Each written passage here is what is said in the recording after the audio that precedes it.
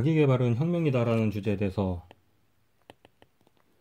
살짝 얘기를 했는데 조금만 더 가볼게요.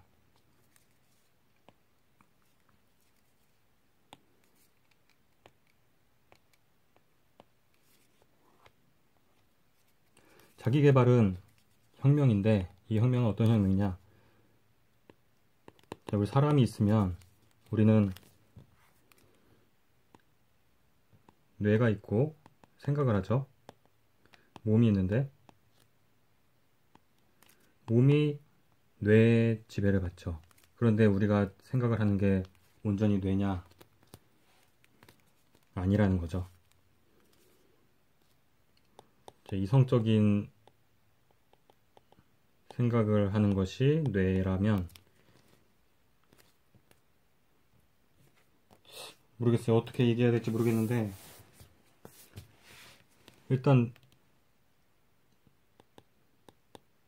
목표를 세우고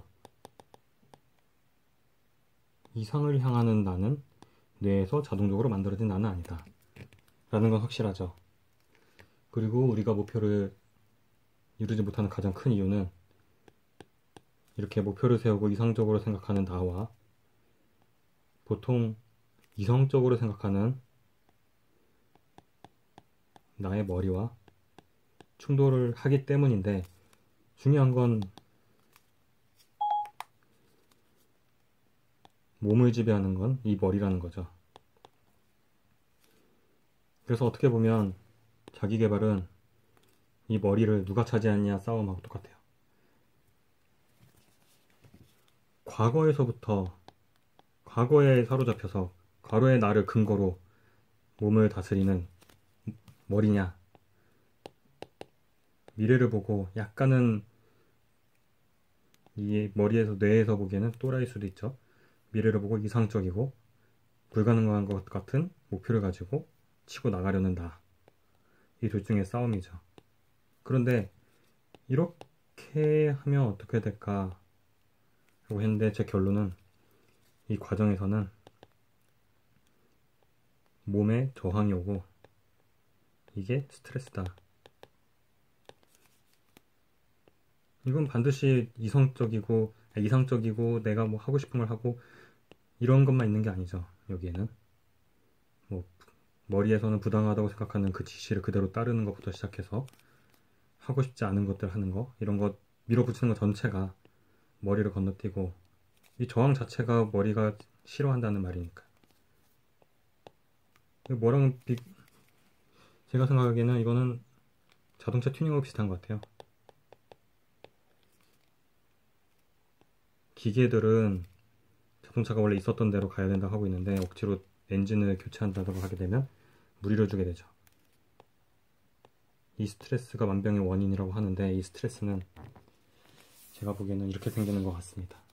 그래서 혁명은 이 위치를 바꾸는 거예요. 나,